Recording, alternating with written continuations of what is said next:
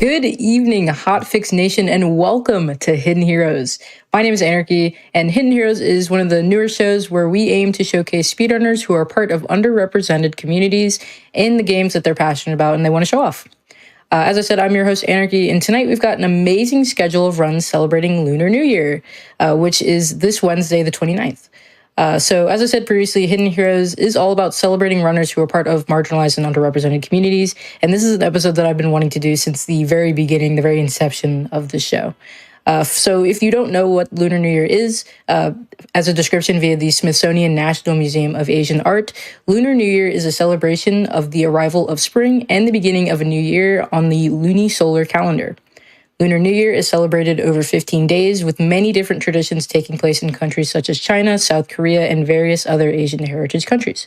In the Chinese zodiac, 2025 is the year of the snake, so we are celebrating the year of the snake today. So with me tonight, we've got some great gamers that I'm sure a lot of you will know who are going to be celebrating with me tonight. Up first, we have Zello, who's going to be running Mega Man Network Transmission. Then we have Hotfix veteran and fellow showrunner Limey, who's going to be running Hi-Fi Rush, which is going to be amazing. And then we'll be ending things off tonight with Juho, who will be doing a double creature feature with Amanda the Adventure 1 and 2, which I'm very, very excited for. But today's shirt bit, for the occasion, this is the first esports jersey that I ever owned, which is the Team China 2017 Overwatch World Cup jersey. That is a very, very deep cut, but the real ones will know. So here's normally where I would plug the Hotfix shirt, but if you were just watching Perilous Pass, which you really should have been, you might have actually already seen it, so we'll plug that a little bit later. So instead, we're going to plug the rest of Hotfix. So if you go to games.quick.com/hotfix to check out our Season 4 schedule, you can see the schedule for an in-depth look of all the runs that we have this week. We've got some great episodes of our reoccurring shows going on, as well as Oops All Fishing, which is amazing. Roland's now. But anyway, without further ado, I think it's time to get started. So without further ado, I'm going to welcome Zello, who's going to be running Mega Man Network Transmission. Take it away. Thank you, Anarchy. Hi, everyone. I'm Zelo, or Zello, however you want to say it. Never matters to me. I'm happy to be here for Hidden Heroes for a different GDQ Hotfix reason, because a lot of people know me around doing GDQ Hotfix stuff or just GDQ stuff in general. I'm just a normal cishet guy and don't really talk too much about my background, but I actually do have maternal heritage on my from Southeast Asia, so I'm happy to be able to represent that here, even if the most Asian thing I did for Lunar New Year was go get dim sum yesterday with my family. But I'm going to show you all Mega Man Network Transmission. This game is really fun. It's a really cool run, one of my favorites. We have a long intro cutscene right here that we can't skip, so I'm just going to go ahead and get it started. We'll call time when we get timer here.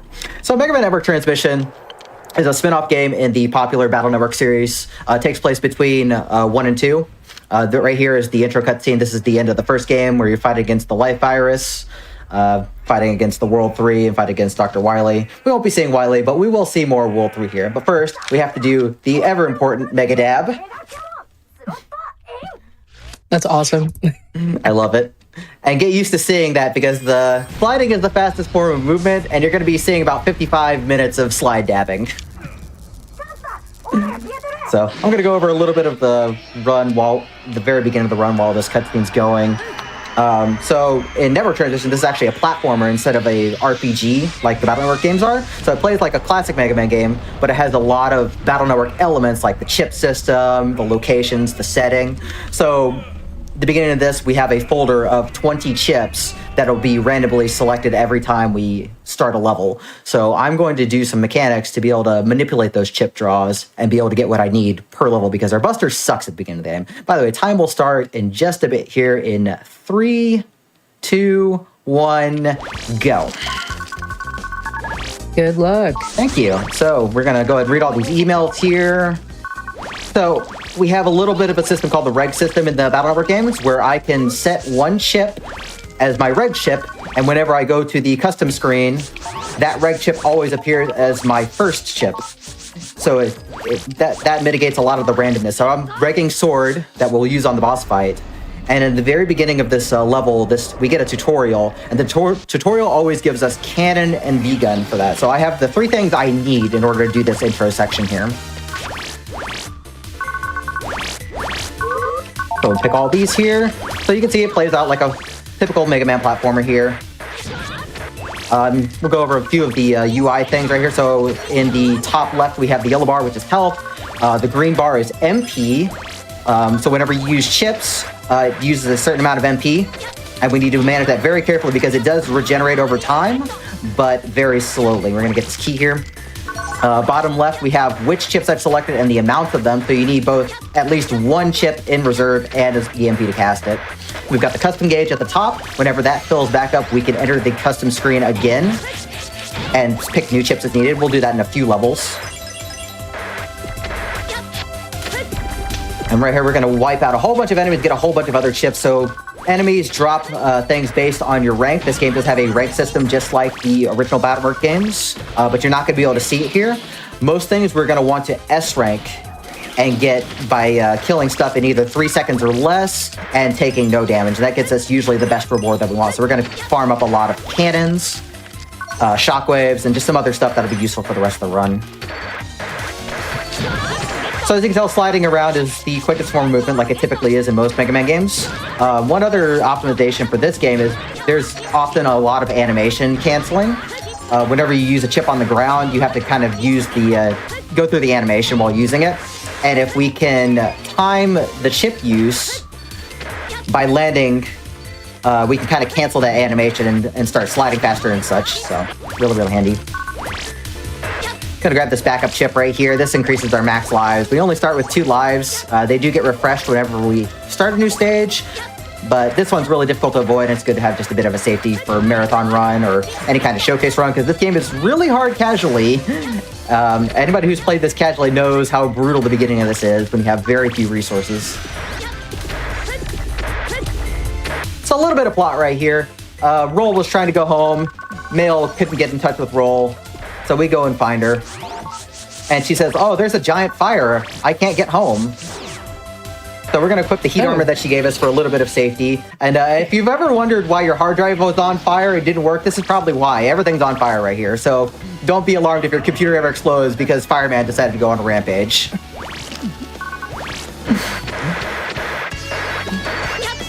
So the creators of this game, it's actually Arica. Capcom only published the game, but Arica actually developed it. And Arica paid a lot of tributes right here. Like this opening section you might have noticed was very similar to Fireman's original stage of Mega Man 1. So they paid a lot of tribute to a lot of the early classic Mega Man games, which is really neat.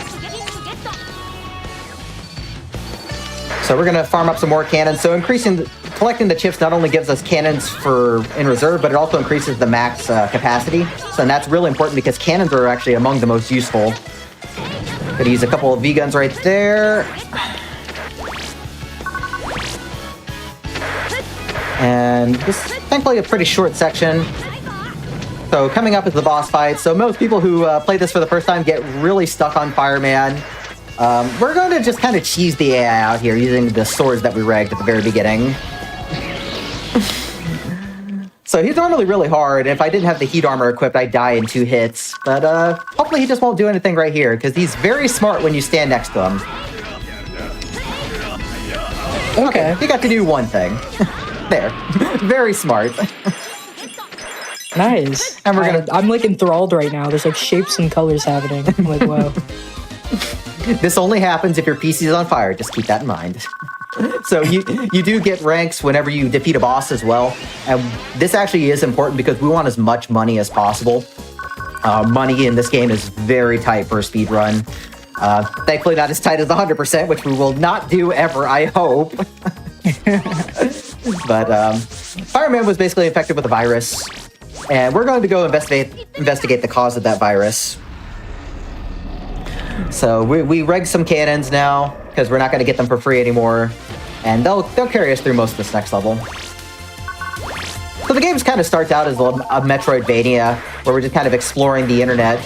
That'll kind of break up into more traditional Mega Man style stages later, but it's kind of fun to explore. There's some really cool things you can do, and if you're kind of struggling with areas, you can always go back, get supplies, get resources back from the shop, so it helps mitigate a lot of the difficulty. Okay, so this first screen has some cycles that we want to catch, so we're going to use very specific movements right here so we can catch it. So there's a spike cycle that we'll be getting under. And I do have a recovery 30, so I'm going to try for the other cycle. where I need to kind of get over this bridge right here. And if I really fast, well, unfortunately, I just botched it, so we're not going to go for that cycle now. That's okay. So we could catch this bridge right here, but that's fine. We'll just slide under it. So because I took all the chips in my draw, like the cannons I'm guaranteed to get because I regged them, but since I have 4 other random chips I can work with, a lot of this game is being able to improv with what you're given. So being able to use the V-guns on those sorties right there saves a bit of time because that's less time I need to shoot things. So a lot of high-level play in this really comes down to how many strategies do you know and how well can you improv them. Yeah, I can see why this game is so difficult now. I get it. Yep, so we're going to take a damage boost right here. Damage boosting in this game is a little bit different from classic Megas, where it actually is dependent on your hitbox relative to the enemy's attack instead of just bouncing backwards. So we're going to bounce off this B-tank right here. All right, so this is Starman right here. We find out, oh, Starman was selling this fake virus, or fake vaccine that was the virus. And he gets away. We're going to go chase him.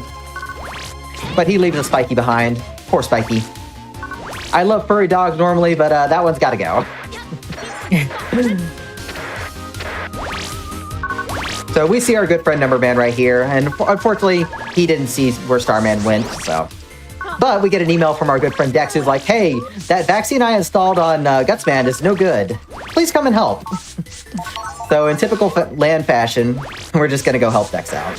So we buy a couple things from the shop right there, get a Mem Up and an HP Memory. So there's several types of power-ups in this game. We have HP Memories, which increase your max HP. We have Mem Ups, which increase both your max MP and your regen rates. We have that Buster power-up that I just grabbed from that mystery data. We'll go into those later. The Buster power-ups, we need 8 of those for later. And then we also have Reg Ups, which increase my regular memory, which allows me to reg more powerful chips later in the game. So that's just a quick overview of the upgrades we'll be getting. We finished this game with way less than you're ever intended to go with.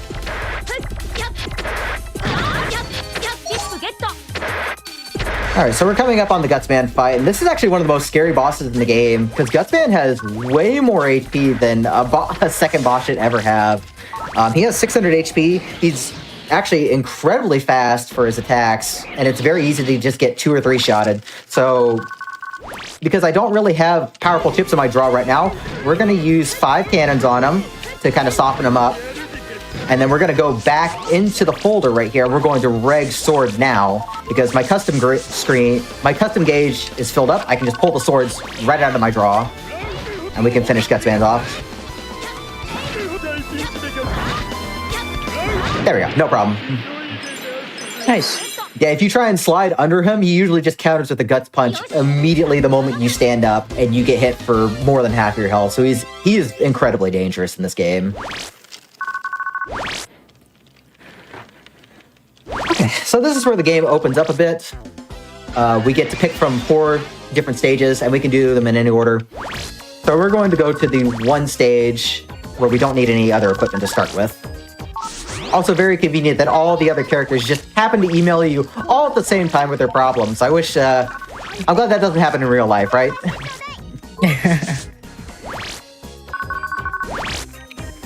Alright, so we're going to go ahead and reg Cannon back up. We're going to go to the bank first. I'm going to make 1 withdrawal of a good showcase run, hopefully. I believe I trust. I'm glad you do, because anytime I do this for any kind of event like this, I'm always scared that the worst will happen because this game is extremely punishing. So we need to get mail out of the bank right here. We didn't get anything super useful. We can use the V-guns a bit. We can definitely use the V-guns. But we'll be mostly relying on the cannons for the boss fight. So just like in Mega Man 2, I hope you like quick lasers coming up. We're gonna grab this reg up right here. And thankfully, this stage is actually not bad in a run, but casually it's a nightmare. So you just have to know which paths to take right here. We're just gonna damage boost past this Sniper Joe. I do have the Recuv 10s, but I think I'm going to hold on to the MP. MP management is pretty critical, so we're just going to kind of do this. We can blast through this Sniper Joe shield, get a lucky health drop right there, so we don't have to get the one by the boss portal, which is nice. Saves just a little bit of time. So through the laser gauntlet we go. Oh, I actually ended up way off where... that's actually never happened before. Ha!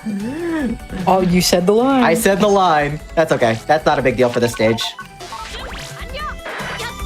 I have never actually ended up sliding over that first block. So, not the most punishing death, because we still have our cannons. And I still have one in reserve just in case things happen. So we're just going to be careful not to slide over that block again. There, problem solved. Yay. One spiky in the way. Alright, so this is where bosses get more difficult. They started introducing blocking mechanics, so just like in Battle Network 2, Quick Man here will block if you try and hit him while he's idle, or running around in this case. So we're going to force his attacks right here by forcing a block, and we're just going to keep countering him wherever we can. And since I don't really have any other good chips, we're just going to have to rely on cannons. And so this is honestly the most fun boss fight in the game. It's all execution here and just reacting to him, but it's also very difficult. He's running me over. Yeah, the Buster is not good for damage here, only doing like 3 damage a shot when my cannons do 40 apiece. But thankfully we got him without too much difficulty. So get our money, get his chip, and we'll move on from there. Nice. What would a network transmission run be without at least one very fun blender? Okay, so we're going to make our first trip over to Higsby's and buy stuff from the other shop. So there's several different types of mystery data in this game. We have yellow mystery data, which kind of gives like key items and hints. We have green mystery data, which gives random rewards based on the area they're picked up in.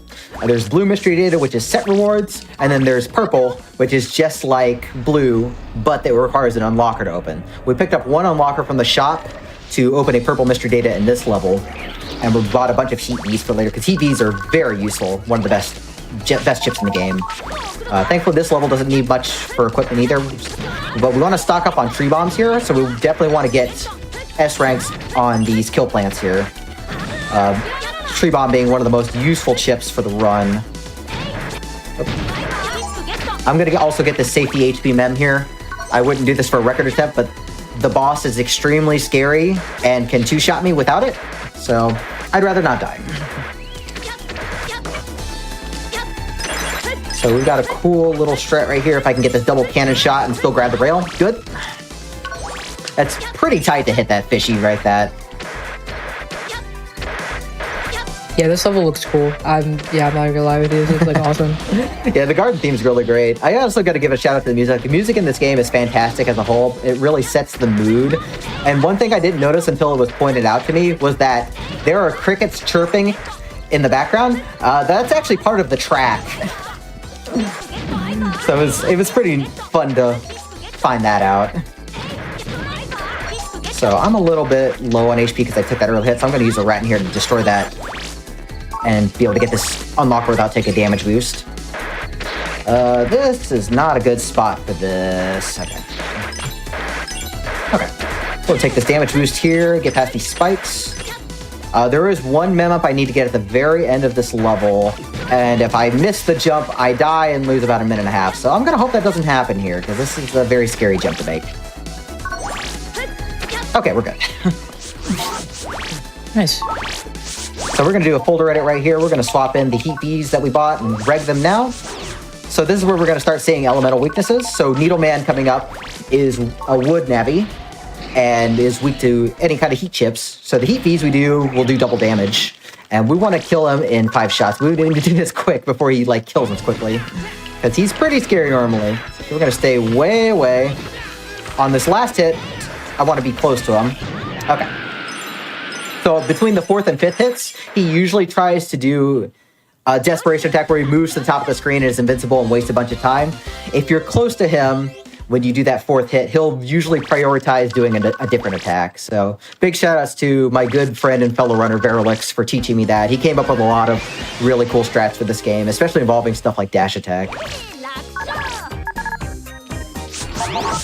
Okay, so we're going to stock up on resupplies for the next level. So I'm going to buy 1 half energy for safety, and then 3 elect blades. These will be used on the boss coming up.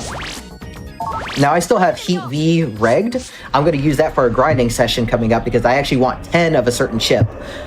But that puts me at the mercy of randomness for what the rest of my draw is because I still need some stuff to get around everything. So what did I get here?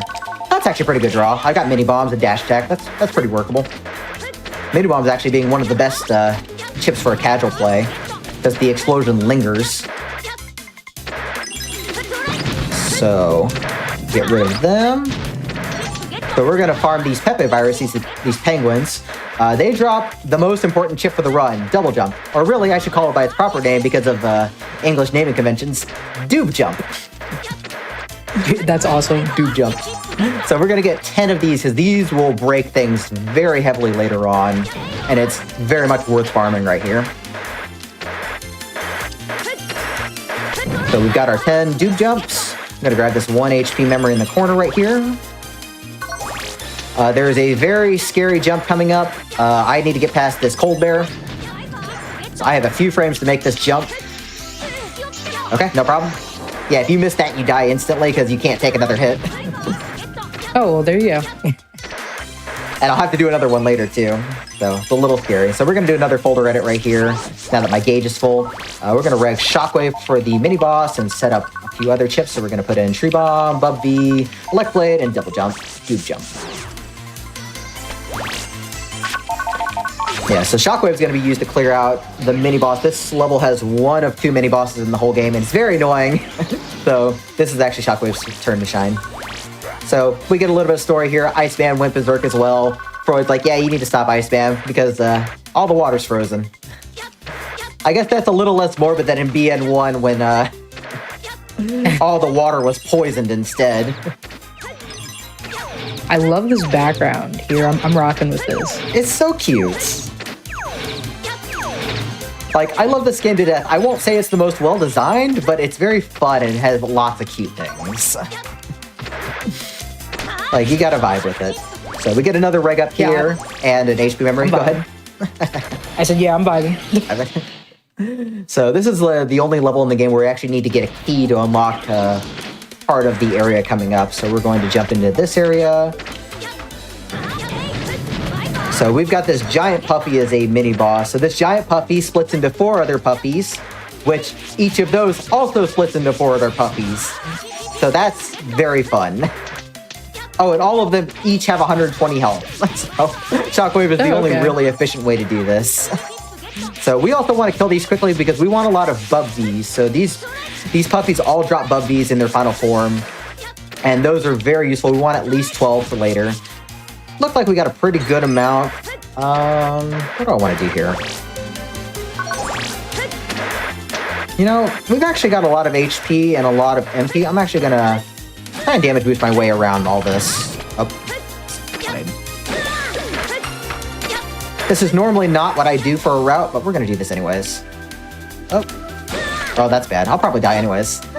No, we're good. Okay. I would normally take a death warp right here. So, that's okay. I'm going to have to... Oh, shoot.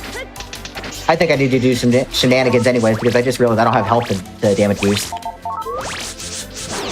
Here, we'll do this. we'll death warp in a different way. We'll just do it right here instead. So now I have the health to do the damage boost here, because we need to get past this other cold bear. And thankfully, I did draw a couple bubblers, which I do need to get past this last shrimpy. Alright, Iceman fight. So the only thing really scary is his desperation attack, which will one-shot me. But as long as I dodge the first attack, we should be able to manipulate this without a problem. There we go, no problem. Nice. Yeah, just stay close to him, face tank the second attack he does, and just prevent him from doing the desperation. So we're good. I gotta give a shout out to Fat Kid for that fight because the old strat of doing tree bombs is really funny, especially when it goes horribly wrong. So big shout outs to good friend Fat Kid. That was an awesome username. Alright, we're gonna go ahead and reg Tree Bomb 1 right here. This will be used for the boss fight. So this is the last stage in the group of 4 right here. This first screen coming up in the shopping district, this is the coolest screen for horizontal movement. So I'm going to focus for just a second just to see if I can get some good movement going right here. It helps if I get some shooting chips. And I did get some shooting chips. Not powerful ones, though. I was looking for either Heat V or Bub V since they do just enough damage to kill the Sparkies in one hit. We'll do some fun stuff here. Take a damage boost through that one. Take a damage boost through this one coming up right here. Yeah, pretty plain. Yeah, so, I would not be able to do that. Power to you. I could not do that. I'm sure you could. I will put you through Zelo boot camp if I need to. I already do it for Pump It Up. I can put it through any game. So we grab one more Buster power-up right there. So we only have a couple more that we need to get. So I'm going to probably play this safe just so I don't get one-shotted by this laser. Just make sure we're on the right cycle here. These lasers do a ton of damage, and I'd rather not die. Okay, so anybody who's fought Brightman casually knows he is extremely painful to fight normally because he also has a block mechanic where he taunts you when you try to do an attack, and if an attack hits him while he taunts, then he counters with a laser. I'm going to make all of you very mad by doing this.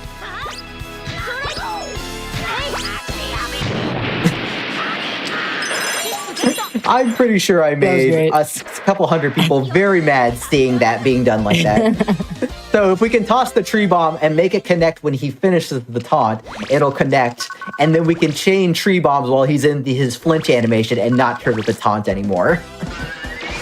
So as long as you don't see anything from Brightman, you're good.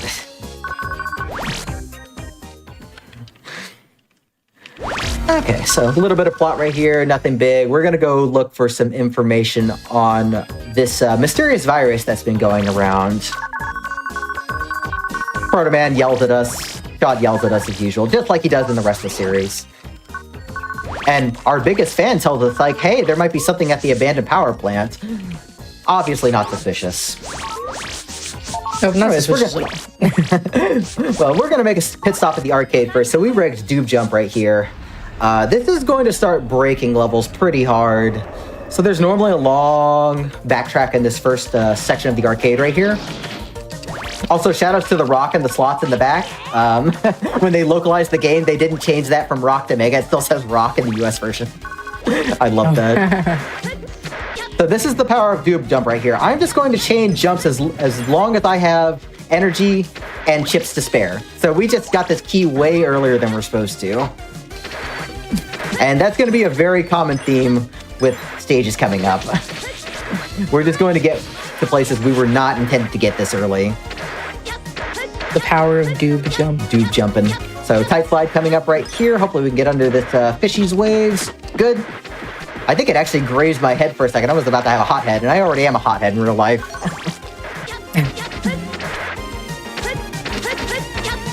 Also, this is a banger of a track. Most people's favorite. It's not actually my favorite, but it is really good. Yeah, I'm rocking with this.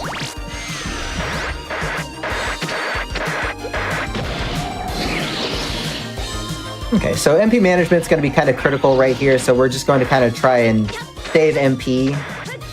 And we're just going to damage boost their enemies instead. Because I do need to use several Doob Jumps to get this mem up that's coming up. This is actually the reason why we do this stage before Power Plant, because we really want this mem up. Also, what kind of arcade is this? I don't see no music games, I don't see no Pump It Up, no DDR. Worst arcade ever. I feel like we're at a casino. It really is. We've taken a detour to Vegas. Oh god, if the Battle Network series took place in Vegas, I don't even want to know what kind of navis would be coming out of there. Alright, so this is legitimately one of the scariest fights in the game. So the Color Man fight right here, the scariest thing he can move is the scariest thing he can do is move towards me. We want him to just stay over there and just not do anything but attack. So we're going to rig those Bub Vs that I got from the mini-boss fight earlier. I have plenty of them, so this is good. And he's staying over there. But the more he moves towards me, the less room that I'm going to have to be able to dodge his attacks. So that's a critical reason to not have him move. So he's playing nice. Yeah, that's actually the nicest he's played in a long time. So very nice. Nice. Let's go. My warm-up run before this was he moved left literally 6 times in a row to the point where I had to damage boost through him and get to the other side. Like, I'm not going to have any room to move.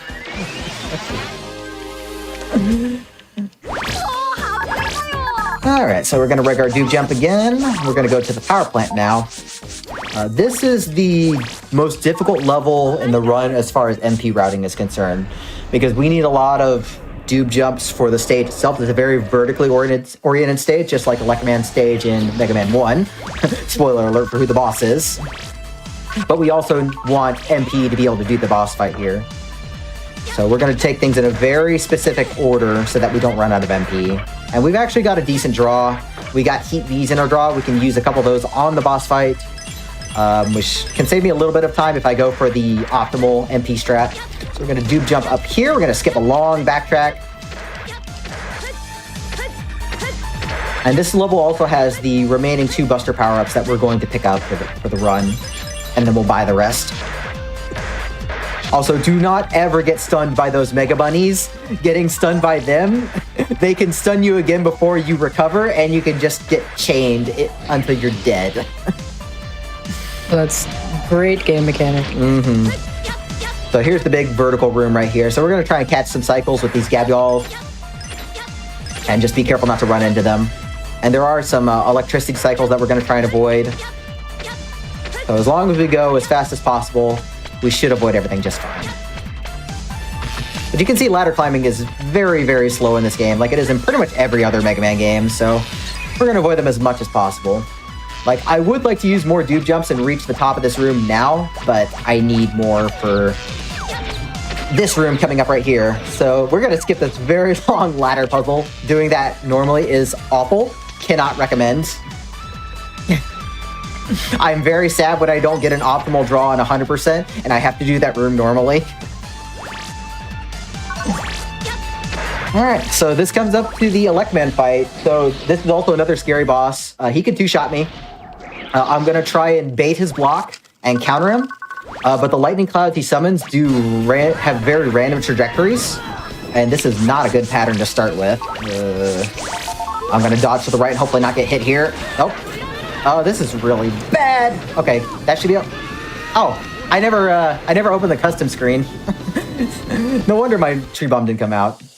That's okay. We still have all of our tree bombs. We can still do this optimally. Cue that up in the that's never happened before. Twice in one run. Impressive. Would not be a hotfix run without some shenanigans. Nope. Well, this is fine. We can just be safe here. Just kind of throw tree bombs in his face. Just got to be careful with this last one. I'm going to be playing very safe so I don't die. Okay. Nice. Yeah, it's more important to get a good rank on him anyways. Make sure we get our money because, like I said, money routing is very tight. And the rank you get in a boss fight does determine how much money you get. So that's the halfway point for the run. So unfortunately, right here, we get a little bit of plot stuff. And basically, Mega Man got infected with the virus himself. So we talked to Dad. Dad's like, yeah, stay indoors. Well, did you ever listen to your dad as like a 10-year-old kid? I know I didn't.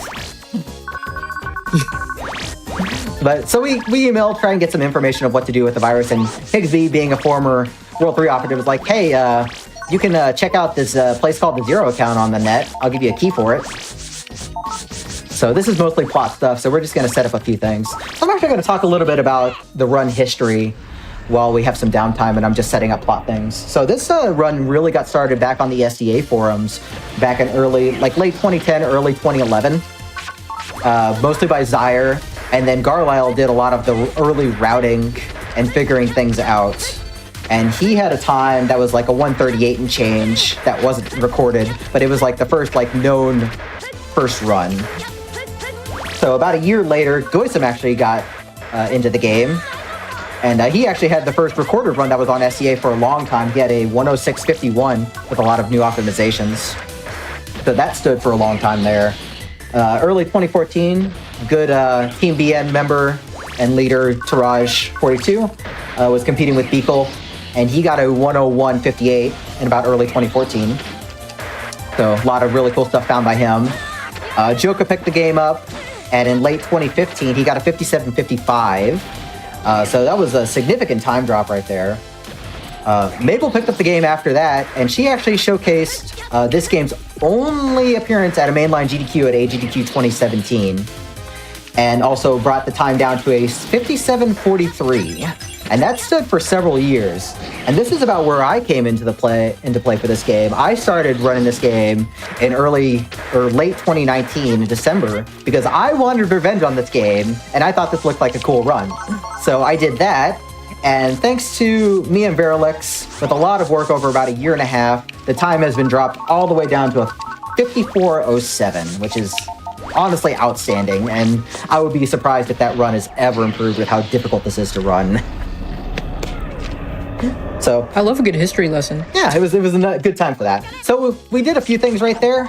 We opened up a shortcut on the map, which takes us to the areas we need to go faster. And then after that, we backtracked back to Number Man using the doob jumps that we set, and we bought the remaining 3 Buster power-ups. We put all those power-ups into level 5 attack and level 5 charge. So now the Buster went from being the most worthless thing in the game to the most broken thing in the game, because now my fully charged shots do 90 damage apiece, and they charge really fast. So this is going to be our main source of damage for the rest of the run, for the most part. So now our chips mostly take kind of a utility role. So we can use them more for just getting around places or doing some other neat things, like this first level right here. So in Old Area 1, we could do this really, really hard level, or we could just jump straight up to the top of 3 doob jumps and skip it. There you go. Love a good doob jump. So this is legitimately one of the most difficult levels. This and the next level are the 2 most execution-heavy levels in the entire run, so I will focus just a bit here. There are a ton of spikes. Spikes do not instantly kill you, but they do 200 damage, and I only have 220 HP right now with the extra HP memory I picked up in Needleman's stage. And I need to take a damage boost at the very end of this that's worth 100 HP, so we're going to be very careful. Oh, and by the way, there's all these little pit drops right here, so gotta be careful. So we're going to very carefully doob jump over this Megalion. So Megalions have auras. Auras cannot be broken unless you do an attack that does at least 100 damage, and the Buster's unfortunately not powerful enough for that, so we're just going to avoid them. So take one last damage boost to that. Proto-Man unfortunately got infected by the virus, so he's like, I'm out. And it's like, loser. So this is where the Buster really shines right here. So the Buster not only does a ton of damage quickly, it also does not trigger invincibility frames on any of these bosses, with one exception. Of course, Swordman gives me the worst pattern immediately, but that's fine. So we're going to be seeing a lot less enemy attacks. So it's just really handy to be able to just do a bunch of damage quickly. So you saw 2 attacks as opposed to like the 10 you saw during Color Man. So it's really nice to just not deal with their stuff. Although they still do a ton of damage, so you have to be careful.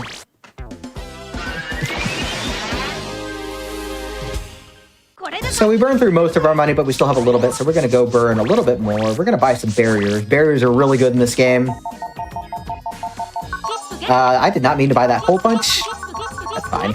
It's only 500 Zenny, no big deal. Another that's never happened before. Y'all at home should just keep track at this point, and we'll see how many I get at the end of the run. So we'll have those barriers later when we do another folder edit. We'll just buy up for later. But this part of the level, we just need to get deeper and deeper into the 0 count. So we're just going to be playing one stage at a time, beat a stage, get a key, traverse a little deeper. And each of the stages here are a little bit more gimmicky in their themes. So coming up, we have the other really hard execution stage. This is Strange Grav Area. Gimmick here is the different types of tiles increase gravity pull.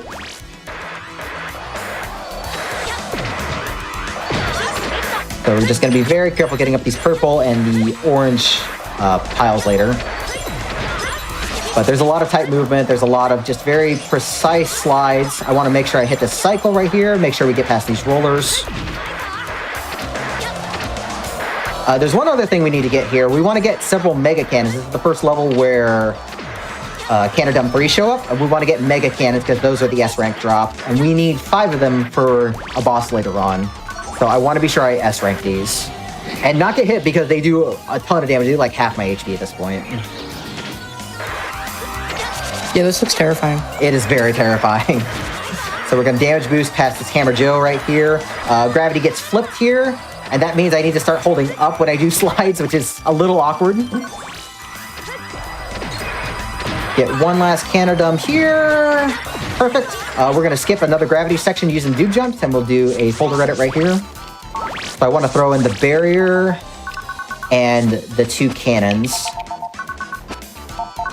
And we're going to reg those barriers. So the barriers give you free hit and invincibility frames for a little bit. So we can use this to just run at the end of the level, which is just really handy, especially since there's a medallion at the very end that we wouldn't really be able to get past without like Buffy or such. Okay, now we have this very funny boss fight against Gravity Man, and the text is really funny because Land's like, be careful, he has a really advanced AI, even though he just stands here. So he's just gonna stand here just doing things. We're just gonna use the barriers to block. Yes, very advanced. I even had my practice run where he did literally nothing the entire fight. I wish all the boss fights were like that. I wish too. Especially the 2 coming up. Because the next 2 fights are... They're certainly something in terms of design.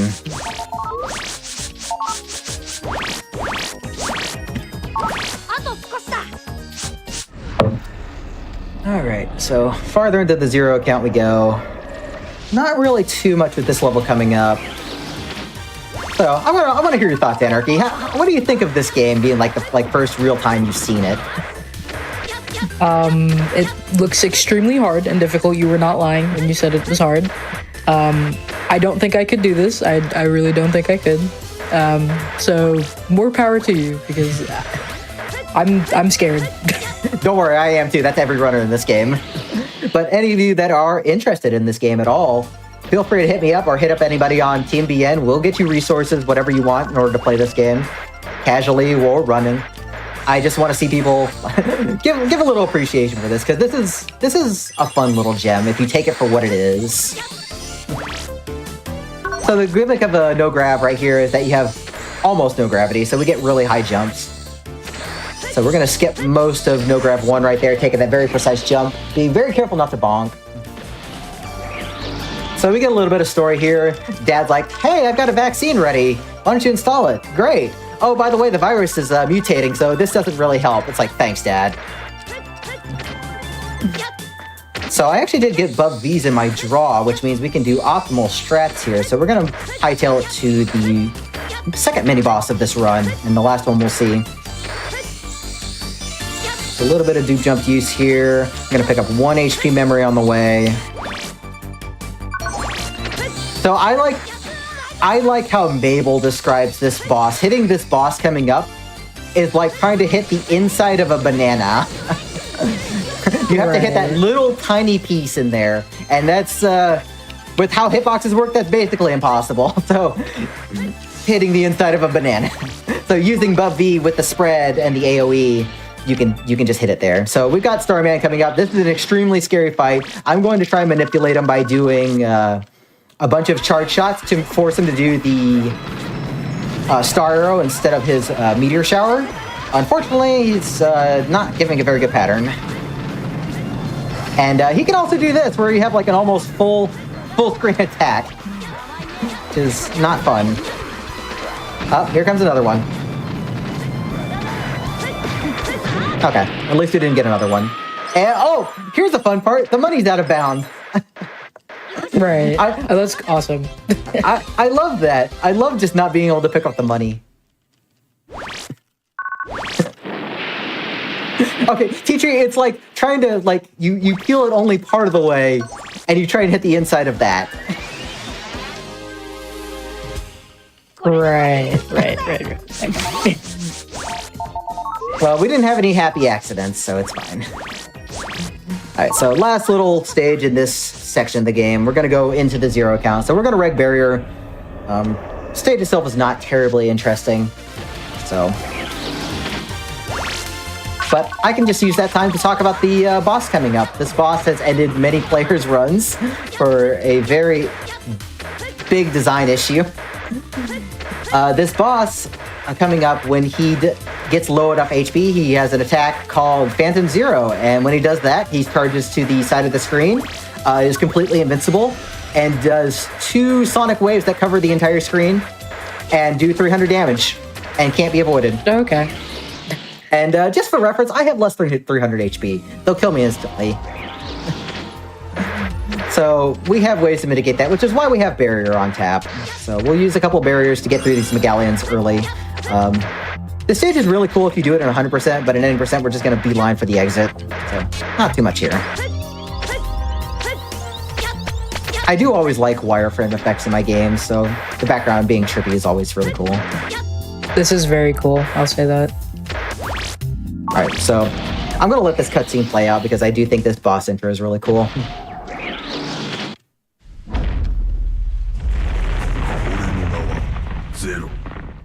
Oh my goodness, the boss is Zero. Who would have thought when there was the Zero virus in the game?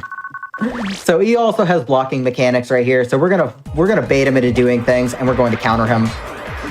We're gonna try and stay close and make him do what we call Fast Zero.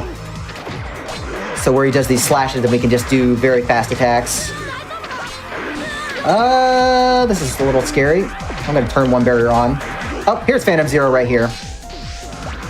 So we're gonna try and bait him into doing a different attack, because if I try and get him to, if I were to try and like force him to block, he probably would have just done Phantom Zero again. So we didn't die. That's good enough. But Yay. Very scary fight. Loves to waste time. So unfortunately, since this is any percent, we didn't get what we need to save Zero. So bye-bye, buddy. Sorry. Not like we see him in the rest of the series anyways. And besides, he has a grave in Battle Network 6's graveyard. We gotta, unfortunately, finish him off. Otherwise, it's not canon. So there you go. This game is actually canon. Amazing. Anyways, plot happens. We think we saved the day, but no, this guy named the Professor was like, oh yeah, I was actually doing things and manipulating everything. So I'm going to revive the life virus, as creative as he is. So we get depressed. Dex gives us a pep talk of all people. So we're going to go try and figure out how to stop the life virus. So we're going to try and go into the internet.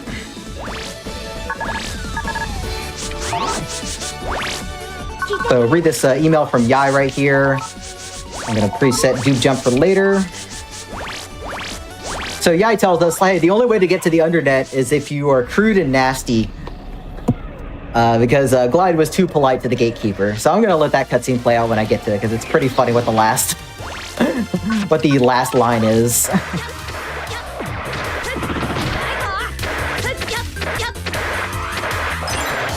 we're going to go all the way down here. Going to get to the very end of this cutscene, talk to this guy.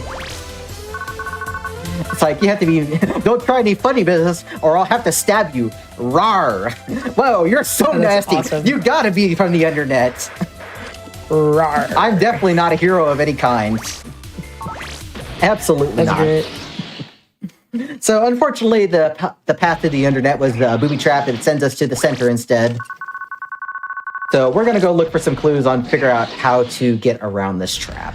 So I'm gonna take a drink while we're reloading here.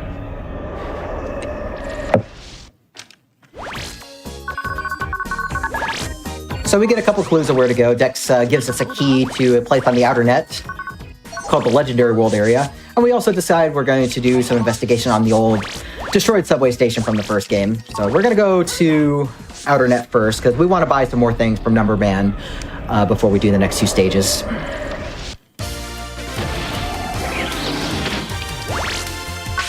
Oh, I actually got Barrier in my draw, so this is another lucky draw right here, so we don't have to reg it later. So very handy. Yay. Yeah, you gotta love running this game. You get like 10-second time saves like those at random, and there's no way to manipulate it outside of a TAS. Speaking of TAS, big shoutouts to Pontus, who made a new TAS ever since this game was last shown at a Hotfix. That TAS is really good, and you should go see it.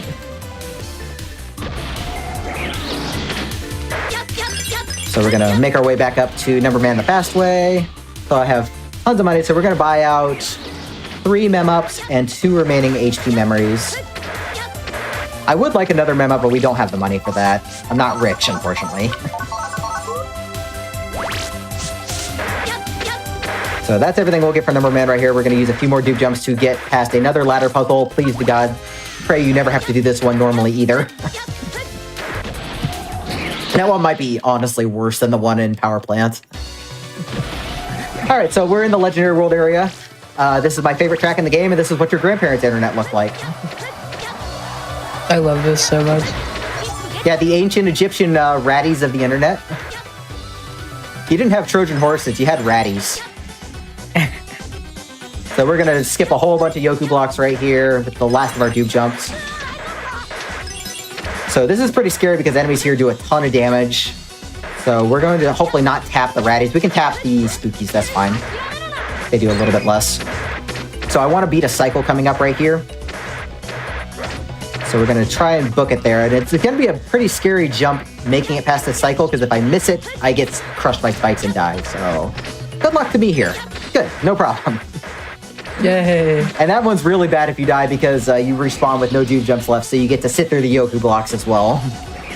Oh, it's awful. All right, so area 2 is pretty straightforward right here. So we have our 5 barriers. We're just going to damage boost past a whole bunch of enemies, because killing this big guy right here, this big guy has 400 HP. We're not going to be killing him. We're just going to boost past everything. This is also, like I said, this is my favorite track in the game, so I'll give you a little bit of trivia. 2 of the tracks were all composed by Super Sweep, and 2 of the 3 Super Sweep composers were Shinji Hosoe and Ayaka Saso. 2 very fantastic composers, and those of you in the music game community might know them as Sampling Masters Mega and Sampling Masters Aya. So, like, there are a lot of really cool things about the game, but the music is definitely my favorite aspect. Really, really good, especially this Pharaoh Man remix right here. So we're gonna grab this health right here. So we've got the fight against Pharaoh Man. Interestingly, this is like the only time you fight him in like a main story. He mostly just moves around. He has a lot of HP. We're just gonna hope we kill him before he starts summoning Anubis statues, which are the worst thing he can do by far. So usually he just drops a bunch of coffins. Oh, there's an Anubis. So you need 3 hits to destroy an Anubis. Doesn't matter what the actual damage is. But the attack can't not be dodged. So that's fine. We only got 1 Anubis. And otherwise, no problem. Nice. I've had a fight where he dropped 4 Anubises on me in a row. And that wastes so much time to have to deal with them. So we didn't find anything modern. But we can still take this old data. So we'll use that for plot later. Okay, so we're going to do another folder edit right here. So whenever you defeat a boss for the first time, you can see we get their a chip from them. That's their signature attack. Most of those are not terribly useful for a run, but the one we got from Starman actually is. So any of you who have played Mega Man 5 know how good Super Arrow is. We're going to get one use of that, basically. And that's going to skip a lot of the stage coming up. So we're in the destroyed subway station from the first game. So I do need to pick up 1 more Mega Cannon so that we have 5. And we also didn't draw a Mega Cannon, so I'm going to wait to draw it at the very end of this level. So that's okay. So we can play this nice and safe here. So we'll get our last Mega Cannon coming up right here. A little bit tight to make these shots. Good. Okay. So we're going to use the Star Arrow coming up right here at a very specific height so I can get through a bunch of stuff, because this level, for whatever reason, has a Gutsman cart. So we're going to get on here. We're going to slide right through here, and we're just going to skip everything and also outrun our Buster shots. So that's really funny. So I still need to make a cycle at the very end of this, so we're going to be sliding to the end. Hopefully we just get around this last Snapper 2. No problem. Should make this cycle with a little bit of a lead. Yep, no problem. So I'm going to go ahead and reg the Mega Cannons that I have, because they're very good for this boss fight. And doing this fight Buster only is extremely scary. I'm not brave enough to do that in a marathon setting. So we'll just wait for the custom gauge to fill up. Doesn't take too long. Okay, so we actually have Shadow Man coming up right here, who's extremely dangerous. But he is scripted to do a specific attack whenever he flinches. So we're just going to do this, and I'm going to just let it speak for itself.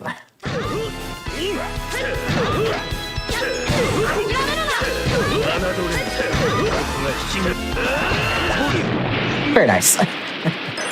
So we can just lock them up at the top until we run out of mega cannons.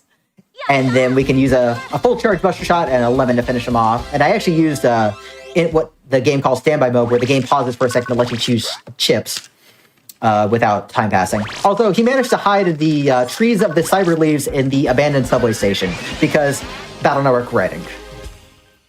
Sure, right. All right, so we get the data that he destroyed, but we're able to combine it with the old data, so we can get to the end of the game. So we're going to do a bit of cleanup right here, so I'm going to focus for a second while I do one last folder edit. Okay, looks good, looks good. So this game also has program advances, just like the mainline Battle Network games. And the program advances are basically a super special attack where you combine 3 or more chips and you get a very powerful attack in return. So P8 still exists in this game. The only one that we care about for this run is Zeta Cannon, which is Cannon, High Cannon, and Mega Cannon in that order. But we need a reliable way of drawing it. So we've set up our folder in a way where we have the 6 things that we need for progression, and everything else is just one chip of junk. So whenever you run out of a chip, the game cannot reshuffle them back into the folder when you try and access the folder again. So we're going to abuse that and combine them with some sub-chips that we bought, because we can use the full cuss that we bought in order to instantly fill the gauge back up. And we can just basically burn through all our chips until we have everything that we need. So this is a little scary getting through Undernet 1 right here. I need to take 2 damage boosts. If I miss any of them, I die. I do have some half energies as backup, but we need to boost through these scuttles right here. And then jump past these. And then one other scary, we're going to shoot this out of the way and land on the platform, just barely. Nice. It looks really cool when you do that properly, but if you don't do it properly, you die, so. All right, so it did look very cool. So we have our MP charge to refill our MP, so now we can start burning through chips that we don't need. So whenever for every chip that you don't take in a draw, your maximum is increased on the next draw up to 10 chips. So we're gonna use that to be able to pick out everything that we need here. So we have almost everything we need. So we did get the worst luck. We have to look at the entire folder, but that's no big deal. Yeah, the old strat that just used to take 5 full cuss and gamble, and there was no guarantee you would get everything you needed. So a lot of runs ended for many runners, but we can guarantee we do it this way. So now we have Zeta Cannon. By the way, this is what a firewall looks like. So whenever you install a VAST or something next, this is what it's doing. But as you can see, it's not very effective. Zeta Cannon gives us invincibility and infinite use of Mega Cannon for 10 seconds. So we just completely break the firewall. That's great. So this endgame section is split into 3 sections. And in between each section, we do get a full health refill and our chip folders are stored. And that does include our PA. So we're going to be able to use Zeta Cannon twice more throughout this. So now we've got the boss refights right here. We're going to fight the first 8 bosses again. But this time we have the Buster, so it's going to be a little bit easier. But we don't have to rely on chips so badly. But we can still use chips to soften them up a little bit here and there. So we can use several charge shots here and a heat V to finish it off. Don't have to wait on that last charge. Needleman's still a little scared. We don't want to take damage from him because he still kind of hurts. And that is the worst attack to get always from that angle. You did it backwards too. I hate when that happens. What a cheater. All right, if I do this right, Brightman won't do anything again. If you missed this earlier, well, you get to see it again. There, no Brightman. Don't need to see him. Iceman at this point usually just jumps around and does nothing. It's very rare for Iceman to actually do anything. Oh, you actually got to see the desperation attack. All right, Quick Man right here. This is the optimal time to use Zeta Cannon so we can stay invincible. Oh, come on. Okay, that's fine. Yeah, it's just better to just force him to block and then make sure he doesn't get to do anything. Color Man's also going to give a lot less grief, since we're going to see a lot less attacks, including the funny jump. And then we have a loop for Elect Man right here that I'm going to let speak for itself as long as I do it right.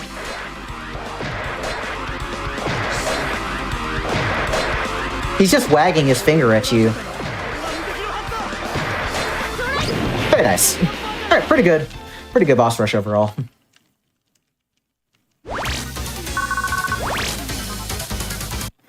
All right, and that brings us to the last cutscene and final boss coming up. So, but in true video game fashion, our allies cheat when they're not actually controllable by us, because here comes Proto Man, killing a Scuttle that's auraed. And here's Gutsman being an even bigger cheater, and killing two at the same time with one attack. Come on, give me your hacks. So we get one refill right here from Roll, get our folder refreshed one more time while we listen to the awesome rendition of the first anime opening. I love this theme, it's great. When I did this run for RTA in Japan last month, everybody sang along in chat.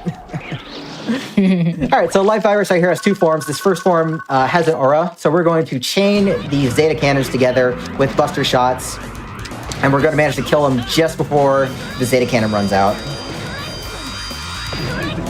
Okay. All right, so time's coming up when this second form hits 0.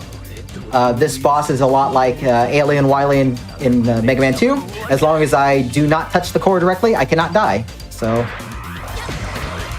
should be coming up right now.